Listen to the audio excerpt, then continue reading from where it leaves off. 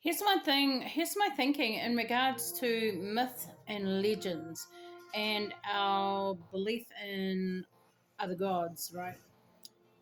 Our people had many stories, and because they were deeply spiritual, they had deep, deep connections to Mother Earth, um, through Papatūānuku, Rangi, our sky gods and things like this. Um, And in my experience, walking this path, spiritual path, there is no, when I say idolatry, it's when we put that above God.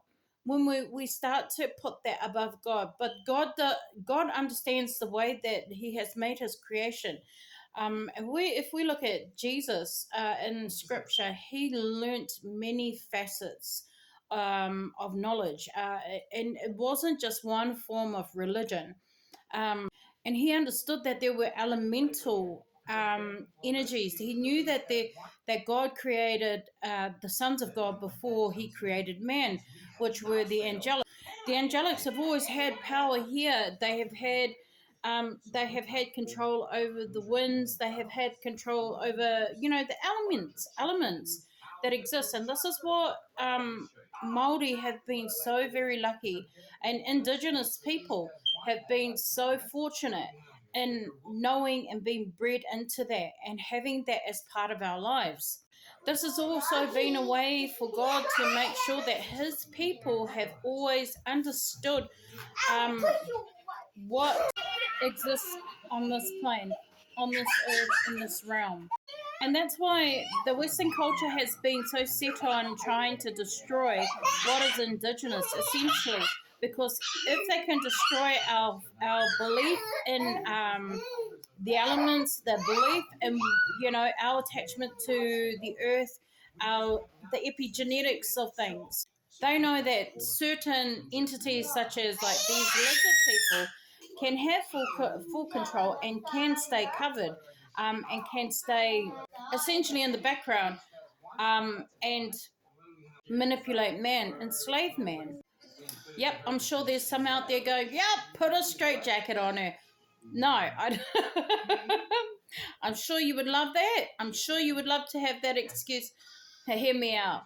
See, to those that have not been brought up in this culture, to those that have no understanding around wairua, to our Māori, this would be a strange topic of conversation. It would seem a conspiracy, but to our people, because we are reading this, we understand this. It is part of our history. I was going to make a video in regards to the lizard people and its connection to some of our tribal areas, such as Taranaki. But I had to look into that a little bit deeper. And when I looked at this particular, there was the part-time Māori group. Oh yeah, we all know this. We all know this. That actually started as a Methodist group. But the interesting thing is that they had a cover for their main album that came out, and in the background are two lizard men who are bound. Now, when we talk about these lizard entities, they've been in the background. I've just had a look at David Icke's videos. And from a spiritual perspective, not knowing what David Icke has gone on about, this is kind of the stuff that my brother's into. And I've never really paid attention because it's my brother's stuff. And I like to think that when I have a look at, investigate or look deeper into things, that I see it from my own lens. I like to learn from my own perspective rather than hearing it from somebody else's, That's a little bit of arrogance in me. Maybe that's my ego. I don't know. Anyway, going by what God has showed me in dreams, and by what? Because nothing that I dream, nothing that I say, prophetically comes from me. And I try not to attach that to God because, if I fuck something up, then that's on me. but the gifts are definitely, most definitely from God. I don't know how to frame this in the right way. I'm being very careful because at the end of the day, I have to answer to Him, and answering to Him is my, I don't care about man. I don't give a shit what men think, man in general, but I do care what God is going to say to me on the last day when that day comes. And hell no, I don't want to be that one, that will be judged for leading his sheep astray. So, but I'm just talking to you from a point of what has happened in regards to the lizard people, right? Try not to get off track here, sorry. And interesting enough, David Icke was talking about how these entities are actually involved in the whole, moon magic. He's also talking about how it's involved with trafficking, and that's how they feed off our children, how they feed off the population. And quite interestingly, I sat and I watched the Demons movie. Now, this is it's interesting because of the feels that I got from sitting there and watching that. And there was a part in that movie that sort of showed a aspect of a darkness that was surrounding mankind, which is the demonic, energies. That's how I saw it, and I guess that's what they were trying to portray in this video. But the one thing about this is that during the time when I was awakening, when I was having those visions while I was awake, I was also seeing visions while I was praying and while I was, surrendering to God. And I was basically, singing my heart out to the Father, and there were times when I would come into the space of quietness and stillness. And as I looked out, I had a really big, massive bay mirror from when I in Warkworth, and I could see the moon, and I could see the streets and the lights were ebbing in.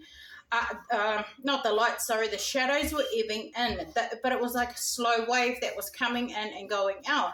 And the more that it was a sense of that was the darkness that was trying to overtake mankind. And that was the influence, I believe now, after watching, having a look at a few things and the experiences that I've had in this walk, that is exactly what they were hoping for. These entities, these things that are the lizard people, that is clearly well known within our bloodlines, because then why would they be on our po at our marae? Then why would our people depict this in their, artistry for music? Especially that was talking to the people, that was resonating with our tupuna. And this was from, this part-time Maori club were from the 1967s. So they knew it back then. And this is why I believe too, and I've said this in the past, that's why our people took to scripture so well, because everything in scripture, they understood it better than what we do today. They saw it from a real, a proper spiritual perspective, rather than, what this world has taught us. They have desensitized us and taken us away from that wairua, because they want to implement all these doubts and thoughts of, second guessing. That is why I believe, the whole idea is to keep us oppressed, so that we don't come into our full potential, that we don't return to the wairua, that we don't, retouch with our whenua. We forget who we are. And this is what it is not forgetting who we are, essentially, where our blood comes from. And that is the most essential part of this message, that we are God's creation. Have a great day, guys.